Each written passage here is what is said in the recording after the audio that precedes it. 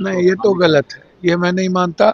ये लगातार बिहार में गरीबों का आशियाना, जिन लोगों ने कहते हैं वोट दिए, दुकानदारों को तोड़ा जा रहा है। पहले इधर देखो भाई, दुकानदारों को तोड़ा जा रहा है, दुकानदारों को मारा जा रहा है। जबरदस्ती आशियाना कहीं दोगे नहीं, कहीं जमीन दोगे नहीं, कहीं आप और लगातार उजारना। अब क्या है ये हिटलर का राज थोड़ी है। ऐसा बदले की भावना से मैं सरकार से मांग करता हूं कि जो लगातार आपने नालंदा में घर तोड़ दिया गरीबों का, यहाँ पटना में आप लगातार दुकान तोड़ रहे हो, लगातार लोगों का घर तोड़ रहे हो। ऐसा मैंने कभी लालू यादव से लेके नीतीश कुमार जी तक के राज में नहीं देखा, और ये बर्दाश्त भी नहीं होगा। इसको मैं लोकसभा में भी उठाऊंगा और इसकी लड़ाई लड़ेंगे। योगी मॉडल नहीं, यहाँ कहाँ से, यहाँ तो बोल ही दिया। यहाँ क्या, ये कौन बुलडोजर? आप ही लोग नाटक करते हो क्या? है, यहाँ नीतीश मॉडल की बात नहीं सुने क्या हुआ? यहाँ कौन मॉडल? ये बिहार है, ये कर्पूरी ठाकुर, जेपी और लोहिया का बिहार है, ये हिटलर का बिहार नहीं है। समझ गए? ये का एक्शन ज्यादा बढ़ गया, हमको तो कुछ नहीं, सवाल ही नहीं उठता, कहीं कुछ नहीं। ये तो ये लोग नेता, पदाधिकारी, जमीन माफिया मिल करके इस तरह की हरकतें शुरू किया है, ताकि जमीन पे कब्जा किया जा सके, जमीन का धंधा किया जा सके। ये इन लोगों ने मिलकर किया है, और नीतीश जी के आड़ में ये सही नहीं है। अब राबड़ी जी का जहां तक सवाल है, आप हमको बताओ, आपको काम करने भेजा कि 2 लाख रुपया दो, आप फैक्ट्री लगाओ, आप भ्रष्टाचार खत्म करो। लगातार मर्डर हो रहा है, 12-12 गोली मार दिया गया एक आदमी को मधेपुरा में, तो लगातार मर्डर हो रहा है, उस पर बात नहीं करोगे? राबड़ी देवी जी एक्स सीएम रही है, और लालू यादव जी एक्स सीएम ने, दो एक्स सीएम, और Z plus security, Z Y threat, और विपक्ष के नेता। तो आते ही ऐसी कौन सी राजनीतिक बदले की भावना शुरू, ये कौन बर्दाश्त करेगा? ये कतई बर्दाश्त नहीं होगा।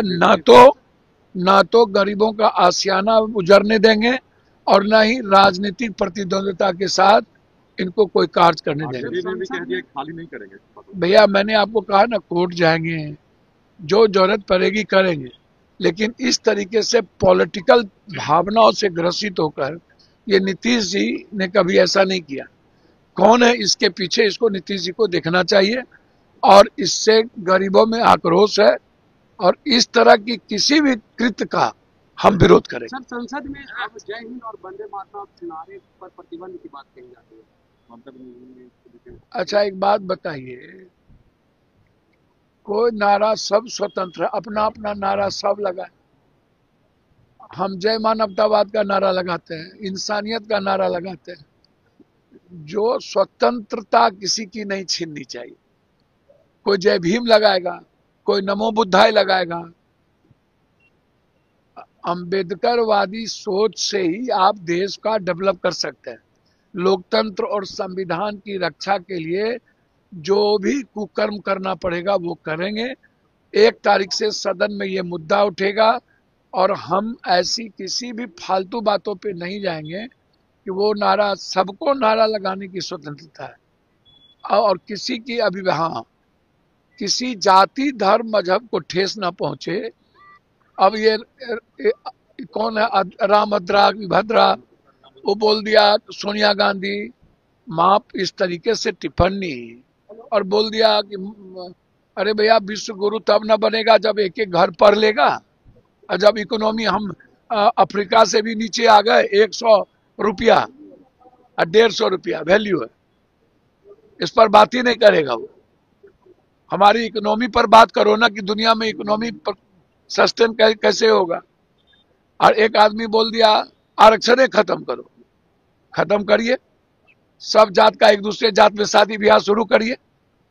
हिंदू में जितना Dalit, ST, SC, EBC, OBC, upper caste, backward, forward, सब खत्म करिए, और जिसकी जितनी जनसंख्या भागीदारी कर दीजिए। मंदिर, मस्जिद, गुरुद्वारे, चर्च से कोई देश तरक्की किया क्या?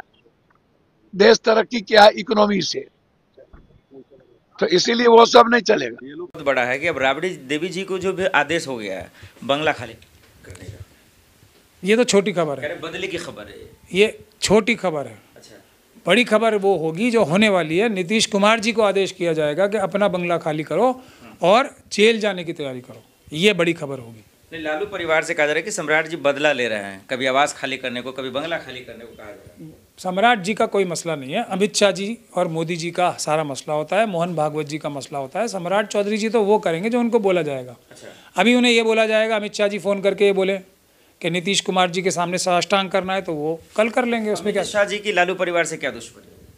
नहीं, दुश्मनी उनकी संविधान से है।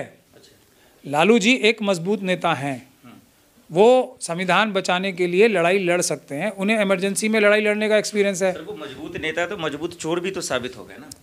किसने साबित किया? उनके वकील अच्छे नहीं थे, सज़ा हो गई उन्हें। कपिल सिब्बल साहब उनके वकील थे, वो कौन सा केस बहुजनों का जीते हैं वो मुझे आप बता दीजिए। सारे केस तो हारे हैं वो, बस सीधी सीधी बात है। अच्छा वकील करेंगे। और जगन्नाथ मिश्रा जी को क्यों नहीं हुई? चारा घोटाला तो जगन्नाथ मिश्रा जी के टाइम पे शुरू हुआ था, सब कुछ उन्होंने ही किया था, ज़्यादातर सिस्टम उन्होंने बनाया था। लालू जी ने तो, उनके वकील अच्छे नहीं थे, लालू जी ने चोरी नहीं की होगी, ऐसा मेरा मानना है बिल्कुल।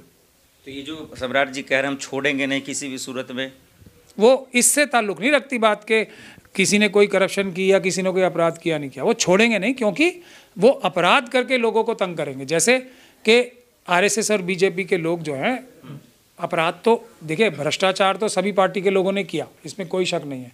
लालू जी ने भी किया होगा, लेकिन सबसे कम किया होगा, ऐसा मैं मानता हूँ। जितने बाकी बिहार के नेता हैं उसमें सबसे कम अगर करप्शन किसी के टाइम पे हुई होगी तो वो लालू जी के टाइम पे हुई होगी, इसमें मुझे तो कोई शक और शुबे की गुंजाइश नहीं है। लेकिन अब ईडी सीबीआई की धमकी दे के बहुत सारे नेताओं को अपनी पार्टी ज्वाइन कराने का काम तो आरएसएस और बीजेपी करती है। बड़े अपराध कौन कर रहा है? सारे आरएसएस और बीजेपी के लोग। जो बड़े अपराधी हैं वो उन्हें ले भी लेते हैं अपने साथ। तो अपराध की अगर वो मानी जाए ना पैमाना कि अपराधियों को बंद करना है, तो फिर एक भी व्यक्ति आरएसएस और बीजेपी का जो बड़ा लीडर है वो जेल से बाहर तो शायद एक जन्म नहीं, अगर एक से ज़्यादा भी जन्म होते हैं तो वो जेलों में ही रहेंगे सब। एक भी बड़ा नेता आरएसएस और बीजेपी का जेल से बाहर नहीं रहेगा अगर ईमानदारी से अपराध के एवज में मुकदमे दर्ज किए जाएंगे। प्रशांत किशोर कह रहे हैं कि सम्राट चौधरी जो है वो अपराधी हैं, उनको इतना बड़ा जिम्मेदारी दे दिया गया। प्रशांत किशोर जी खुद आरएसएस के वो हैं। अब ये लोग क्या काम करते हैं कि जो ऑपोजिशन की आवाज़ है ना, वो भी अपनी आवाज़ रख देते हैं ऑपोजिशन की जगह पे भी। इसको अंग्रेज़ी में कहते हैं hijacking the opposition. Prashant Kishor the छदम ऑपोजिशन बन के आरएसएस और बीजेपी का ही काम कर रहे हैं। अब इसका क्या सबूत है? वो तो विपक्ष होकर लड़ रहे थे, लड़ाई लड़ रहे थे। हाँ, तो ओवैसी साहब मोदी जी को कम बुरा भला बोलते हैं, लेकिन सबसे ज़्यादा अगर पेपर बैलेट से चुनाव होंगे, मोदी जी से ज़्यादा असली वोटों की